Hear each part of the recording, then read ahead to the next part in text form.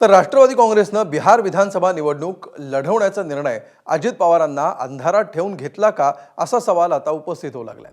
त्याला कारण म्हणजे बिहारमध्ये निवडणूक लढवू नये असं सांगितल्याची कबुली अजित पवारांनी दिली आहे। मात्र पक्षाचे राष्ट्रीय कार्याध्यक्ष प्रफुल्ल पटेलांच्या सल्ल्यानं बिहारमध्ये स्वबळावर 16 उमेदवार उभे केले, ज्यांना डिपॉझिट देखील वाचवता आलं नाही। त्यामुळे राष्ट्रवादीमध्ये अजित पवारांचं कोणी ऐकत नाही की काय अशा चर्चा सुरू झाल्यात। मी तिथं सांगितलेलं होतं की तिथं उमेदवार उभे करू नका, परंतु त्याच्यानंतरच्या काळामध्ये आमच्या इथल्या वरिष्ठ पातळीवर म्हणजे काही प्रफुल्ल पटेल साहेबांनी वगैरे काही निर्णय घेतले, कारण मी तिकडं जास्त लक्ष दिलेलं होतं महाराष्ट्रामध्ये, त्याच्यामुळे मला त्याच्याबद्दलची अधिकची माहिती नाही। तर उपमुख्यमंत्री अजित पवारांनी दिल्लीमध्ये काल केंद्रीय गृहमंत्री अमित शहांची भेट घेतल्यामुळे सर्वांच्याच भुवया उंचावल्यात। बिहारच्या निकालानंतर शुभेच्छा देण्यासाठी ही भेट असल्याचं सांगितलं जात असलं तरी पार्थ पवारांच्या पुण्यातील जमीन घोटाळ्याच्या पार्श्वभूमीवर झालेल्या या भेटीमुळे चर्चा रंगल्या। शुक्रवारी रात्री दोन्ही नेत्यांमध्ये जवळपास 25 मिनिटं चर्चा झाली।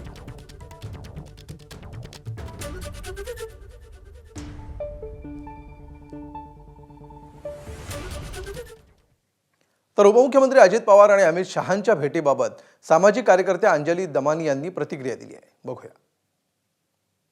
मला काल असं कळलं की अजित पवार दिल्लीला जाऊन त्यांनी अमित शहांकडे त्यांची विनवणी वगैरे करण्याचे प्रयत्न केले असतील, पण यावेळेस मात्र जर हे प्रकरण दाबलं गेलं, जसं त्यांचं मागचं जरंदेश्वर असो, शिखर बँकेचा घोटाळा असो किंवा सिंचन घोटाळा असो, हे जर आता पुन्हा दाबण्याचा प्रयत्न केला ना, तर मला ईडीच्या विरोधातच आपल्याला आता पिटिशन, ईडी आणि अमित शहा यांच्या विरोधातच पिटिशन दाखल करावं लागेल।